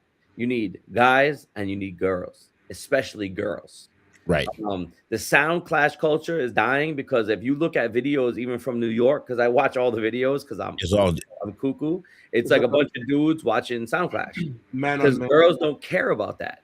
Girls don't want to hear that. They don't want to hear you arguing and screaming and stuff like that. You know what I mean? Like that's just not conducive to both sides and having fun and having a good time. Well, they have female selectives. Hold on a second.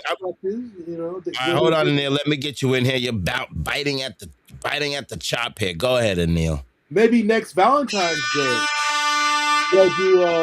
I know they did it at Grizzly. This is at the Queen Africa and Tony Rebels thing. Yep. They had a female versus what's the guy from South Sudan? Dynamic. They had a female selector against him. And it was interesting. So I think maybe like Valentine's Day, Battle of the Sexes, have a female selector versus a male selector. See how it goes.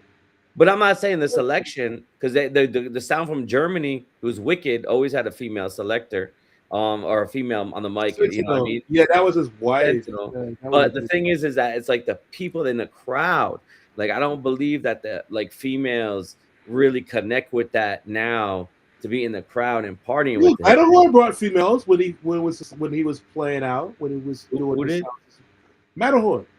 Yeah, but that was how many years ago? He don't bring them out now.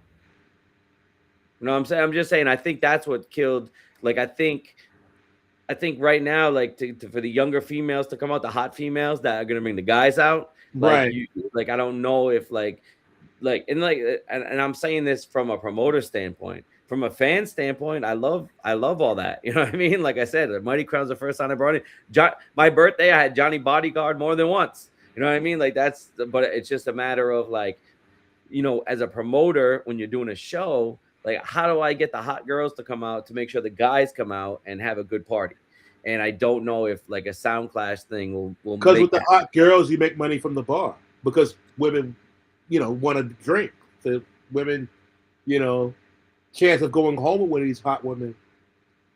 Don't take me off camera because I said that. But you got him out though. And then, like advertising wife. sound clash between like two sounds, like I don't know if that's gonna get them out. Yeah, I think our culture have so much PTSD from. What about stripper poles? Our culture had so much PTSD from sound clashing and artists clashing and the fighting and can't come back to Jamaica if me see around this con, I'm gonna done you, and people getting killed. I just think that there's too much PTSD for us to go back to a sting. And I don't think the younger artists even want to even take that chance because life is good now, right? Yeah. You don't have to kill another DJ to get put on a record, right? You can now record said record and you don't even have to get on a rhythm anymore. Yeah, you could download the YFL, the WYFL, right? You could download it. But back in the day, there was no downloading. You had to go on Sting, kill an artist live. We got to do it live. Kill an artist live. And then the year after that, because usually the artist that won Sting would have a run and that would become artist of the year, right? Yeah, so the whole entire year. Yeah. So it's nobody wants to take that chance anymore. And on top of it, women are like, yo, I've been to these things and gunshots happen. I'm not going to that bullshit. My grandmother, yeah, they're not doing it, but it's it would be great if we could bring the clashing back and have it like more of a PG element. But Jamaica, no, it comes it down. It's gotta be realistic. It can't be like no. That was a different era. The era's gone, Bobby. That era's gone. Part of it too, like with the sound clash culture, part of it is like anybody with money can get a certain dub. It wasn't like that always. You know what I mean? It wasn't always like that. So what happened is instead of sound getting dubs just for a clash, each sound could get the same dub. It's a more of like now, so it's all talking nonsense on the microphone. And that's what I think turned a lot of the people off. The best speech. You know what I mean? Yeah. I agree with you. But that's a great question for Canna Butter Babe. Like, yo, how come you guys don't do verses? Man, we invented it. Why aren't we doing verses? Like, and it's just music. We could keep it music. We don't have to keep it gangster. We could keep it music. And but also too, coming from our era, I'm going to say this, and this is going to be controversial, and I think this is an artist. It's not even controversial, just the fucking truth. This artist, nobody gives any respect to. And the Black Americans don't. LL Cool J. The dude that is on your TV screen licking his lips. From his movie. And singing songs. Around the Way Girl will be a classic forever. Around the World, Gabe. I don't even people even understand that LL Cool J came out of the mud. That dude was a versus dude. And I think what versus need to do is to remake LL Cool J versus Cannabis, or LL Cool J versus KRS-One. That would be where a versus would take off. KRS-One, another Jamaican, big up. Yeah, like LL Cool J made a career out of rap battles and coming out of the mud And so maybe the culture needs it. Maybe the culture just needs to. Oh yeah, LL Cool J was a battle rapper. Like the LL Cool J that I know and the LL Cool J that a woman knows, they're two different artists. I believe Ice-T was a battle rapper as well. Battle rapper. Like LL Cool J. LL Cool J. And people were getting shot in Queens over that. I mean, LL Cool J was a bad LL Cool J? LL Cool J is, and look what I'm talking about. Look how it is giving me energy, because I just remember LL Cool J killing people on the mic, and it was gangster shit, and he was still able to save his career. So I think if you're a young artist now, and you're scared to do the battle rap thing, look at LL Cool J, who survived battle rapping and then became a woman's icon. You know, pink cookies getting crushed in plastic buildings, whatever the fuck he's saying. So how many young artists like their songs? You got Super Cat versus Ninja Man. Those guys are right in there. They're coming up with that stuff in the top of their head because they were coming up with those songs themselves. I don't know how many of these guys even create their own songs, even come up with their own lyrics. Yeah, especially the new guys. You're right. Yep. You're right.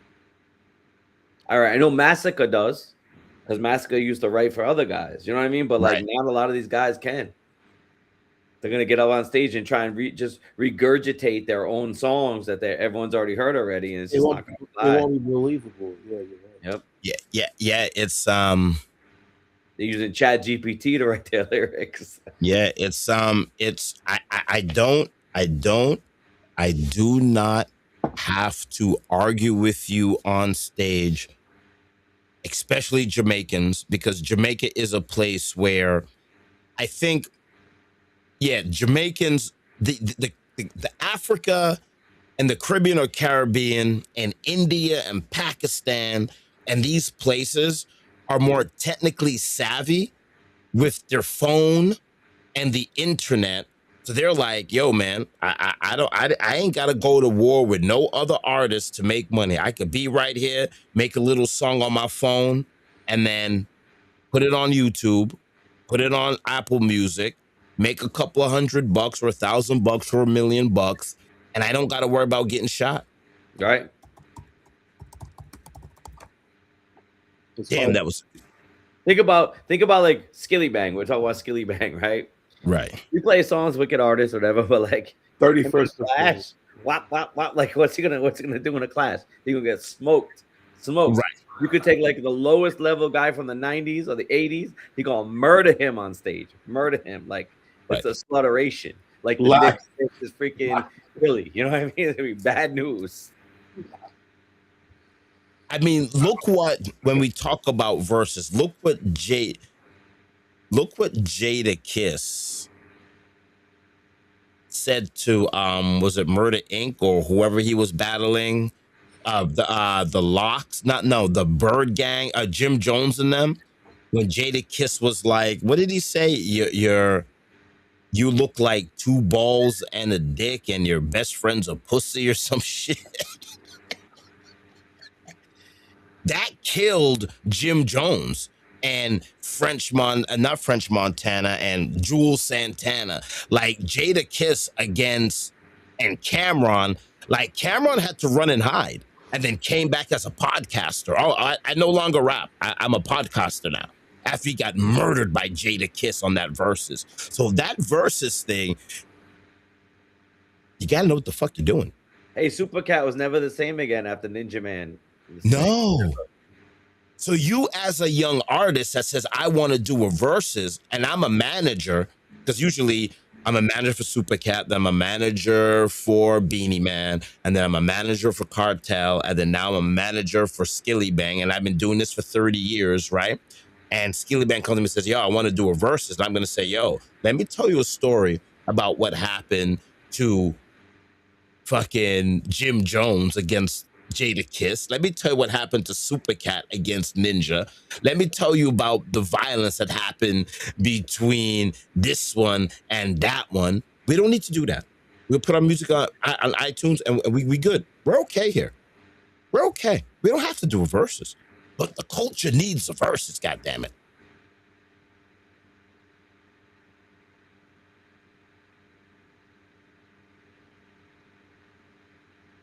Jules Santana was on stage with Shine in Brooklyn last week. Did you guys see that? What do you guys think about that? I didn't see it, but my wife's a big Shine fan. She lived in Belize for a few years, so she's a big Shine fan. Anil, what do you think? This is your town. It was in Brooklyn. I didn't go, man. I missed it. I really regret missing it. I'm sure it must have been phenomenal. But hope to see some new stuff coming out really soon. Hopefully, we shall see. All right, folks. I think that I think that's it. Great questions by the chat tonight. More questions from the chat, definitely. We got to take more questions from the chat, especially. Yeah. The chat was on point tonight. Big up Can of Butter, respect. Can of Butter, babe, kept us on purpose. If you come out to Island Saturdays, I'll put you on the list. But you got to do a shot of Ray and Nephew with me. Oh yeah, she'll come. She'll take a drive out with me. All right. She'll take a drive out. This was good, man. This was And before I leave, I just want to wrap it because I started with my engineering story on how Jamaicans engineer music. I just want to jump on that again and say, Vybz Kartel, inside of a prison, rolled himself up in a mattress, listened to the rhythm on one iPhone or iPad, and recorded vocals into a cell phone while he's wrapped up in his jail mattress to dead the sound. Send that. So now it's out of sync, right? Because it's not being recorded at the same time. So the audio is playing and he's holding it, and he's trying to DJ to match the audio. And then they send that audio, which is out of sync with the rhythm, and the engineers are able to line it up. And we don't know the difference that thing was recorded on an iPhone for. No, I mean, and think about it. The songs like think about that. Fever, Any Weather. Like, these are songs that are classic dancehall songs that are going to play forever. Any Weather's going to play forever. All recorded in prison. In prison. And not just Vybz Kartel. Think about Sticky, Ja Cure. Prison. Right. You know what I mean? Like, yeah, it's crazy. It's nuts. This culture is just a culture that when it comes to engineering, and if you look at your favorite pop album or country album, a lot of albums are mixed and tracked in Jamaica. Country album? Really? Yeah. A lot of major artists see, and the devil's a lie. Look at my camera. My camera's going crazy now. They're like, you can't say that. You can't say that Jamaica has the best recording studios. Look at that. The camera's going crazy. A lot of reggae, a lot of albums by other artists, sometimes it's tracked in Jamaica or it's mixed in Jamaica because that's where just the best musicians are.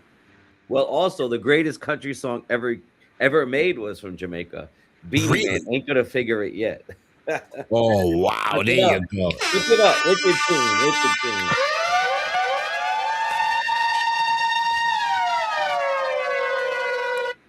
Yo, I'm telling you, man, that island is something special, and it breaks my heart. I've been emotional all day that we're not doing better with the culture, and that starts with us. That starts with this podcast. We got to promote this more. I've been posting 100 times a day, just getting the word out. And I told my friend the other night, she's like, yo, what are you doing? It's 5 o'clock in the morning. I say, I feel like I'm 19 again through the stream, through Rhode Island, because I looked at my catalog, and I shouldn't probably say this on stream, but I was talking today with my homie Sterl the Pearl. I know Sterl, big up. I've done more reggae outside of Boston than in Boston. So when I look at my catalog, it's out of Boston, and just been able for it to all now finally come together. It took 30 years. It took 30 years for me to understand what the fuck I'm doing. And I don't know, man. I hope I live to see the new me come out and the new partnerships and friendships that we're making. I mean, Ted's a great addition to the show. It brings the show to a different demographic. We're in Rhode Island now, and I feel that we could change it, but we just got to go crazy, man. Well, and you also got to we got to be persistent, consistent, and just keep pushing it, because there's no better culture than 876, the island of Jamaica. That's why if you look at other Caribbean islands, 90% of them all want to be Jamaican, all of them. Oh, wow. Minus the crime and violence. Minus the crime and violence. Just saying that as a citizen of the great island of Jamaica, out of anyone, land of wood and water. Minus the crime and violence. Yeah, but you're gonna. I mean, every country that's a problem. You know what I mean? Like, there's not Barbados. Barbados, you don't have that type of problem. Barbados, Trinidad, you have the same crime. You have more cocaine than weed, though. But Barbados is too much soca music for me. Yeah, I mean, we got to understand. We got to understand why there's so much crime in Jamaica. We can't touch that today, but there's a lot of governmental influence and.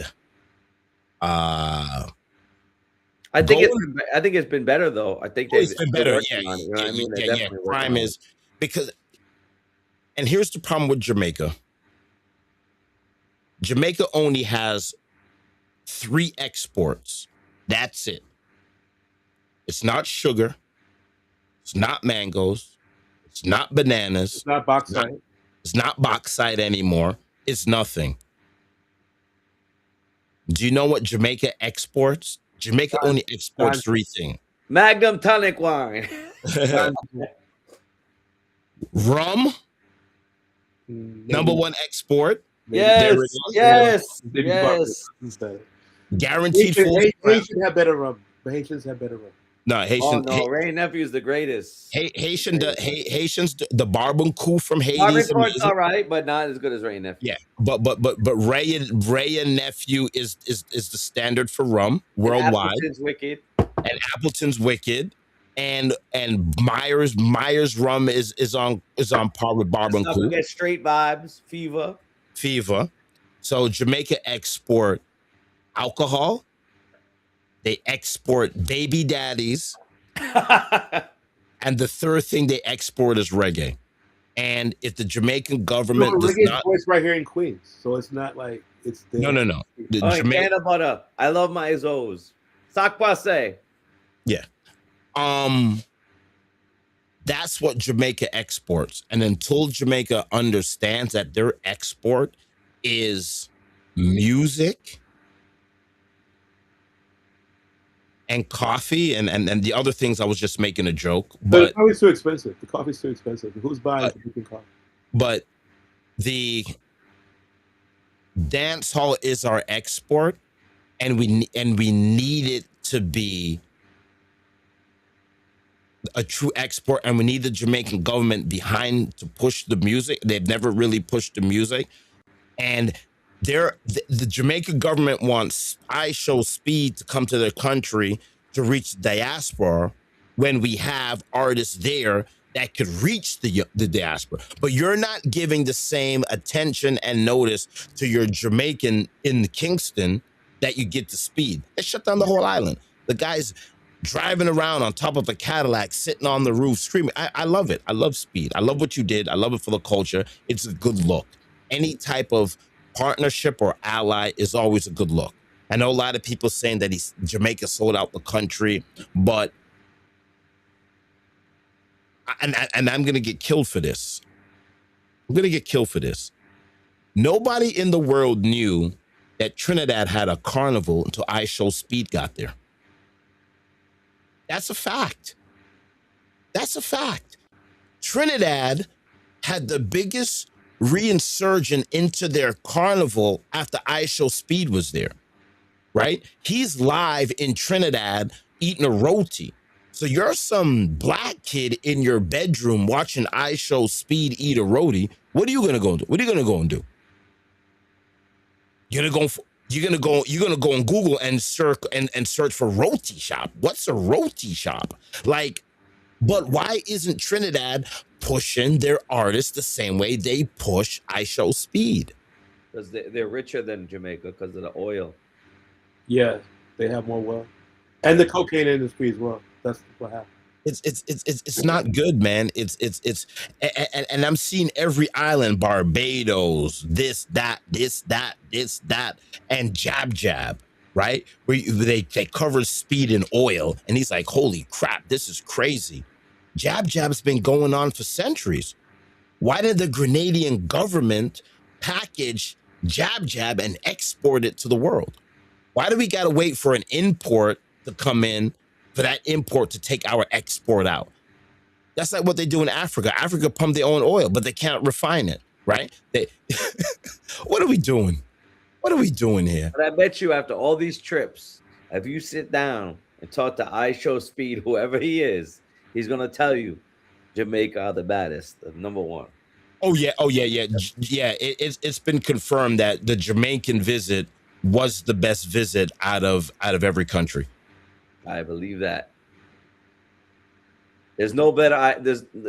If you look at what's come from that tiny little island, it's insane. It's hard to even wrap your head around.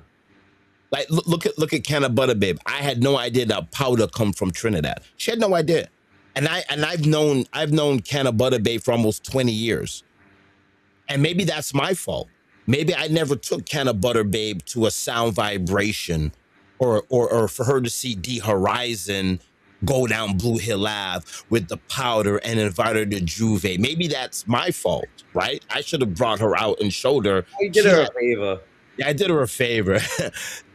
I can't. I know it's bad, but I'm just not so. You can't do smoking. Right. So maybe that's it. Maybe we need to start sharing our culture. Maybe we need to start saying to people, "This is our culture. This is what we do," and bring more people in, so we don't get some streamer making us look like we ain't doing nothing. Motherfucker, we've been here for 30 years. We didn't just show up yesterday. Right. We've been here for 30 years. And if people knew that, like probably 50% of all the legends of hip hop are all Jamaican. All Biggie, Cool Herc. KRS-One. Kool Herc is the originator of rap music. All Jamaican. Where there would be no rap music, no hip hop music if it wasn't for the great island of Jamaica. None. There would never be. It would never happen. Two turntables and a mic. It would have never been created. The invention would have never happened. Never happened. Never.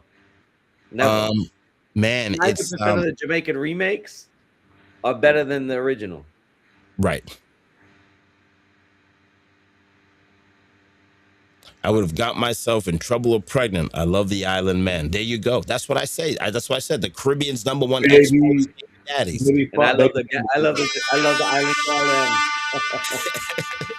The number one export from the Caribbean is baby daddies. I love it. I'm one of them. Yo, man, love you guys. This was a good stream. Always. Canna Butter Babe, thank you so much, man. For big up Canna Butter Babe, big up Neil, big up Bobby Shakes. Island Saturdays Alchemy, 171 Chestnut Street, Providence, Rhode Island. Come have a shot of Ray and Nephew with me. It's on me. I'll buy you a shot. You come through the party and say you saw the stream, I got you a shot. A shot. What do you got to say, Neil? I don't have much to say. Hopefully, we have prosperity in 2026, and we can get some more paper. Let's do it, baby. Way, you know, a lot of new shows coming up. I might be tempted to come to Boston. You know, I don't like going to Boston because there's too much to handle. And but that Buju show do look tasty right now. More than the Vibes Cartel show, honestly. So it looks like Boston on the 9th of July. Let me tell you, Boston. I hate Boston right now because Boston in May for me is so busy. Like Boston, Rhode Island, we haven't even touched the World Cup yet. So just so you know, so for the World Cup, and Neil, if you're gonna go to Buju, stay a few days or come to on the Saturday because that's a Thursday night. I might go to Martha's Vineyard on that Friday and then come see you guys on Saturday. All right. So it's passed through the House in Rhode Island. It's waiting for the Senate to pass it. But if it passes, what they're trying to do in Rhode Island, because Rhode Island is closer to Foxborough than Boston is, a lot of the teams are staying in Rhode Island.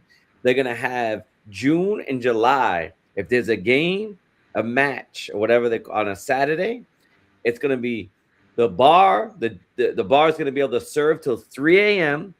and we'll open till 4 a.m. So Island Saturdays is fucking insane. It's like New York hours. So, only during the World Cup, though, or will it be like permanent? No. Only during the World Cup. But we're gonna capitalize on it. Paul and I have already spoken about it. We've got calls ready. We've already spoken with people, and if it happens, we're gonna be bringing in DJs and guest selectors, and it's gonna be wicked. Because what about strippers? Do you think strippers would be a part of the deal as well? Strippers? I got friends that have strip clubs. I would definitely do a party at a strip club, but on a Saturday we're keeping an alchemy. But I would definitely open to that for sure. And Neil, you're a married man, my friend. I am too, but I like strippers. I don't like strippers. I just like wearing scantily clad women. Hold on a second. We'll do a Dare As You Dare party then. You know what I'm. A lot of times women are like, we'll see. You know what I'm gonna do, gentlemen? Tasteful. Gentlemen, you know what I'm gonna do? I'm gonna end the stream so you don't get served divorce papers. Good night, everybody. Good night.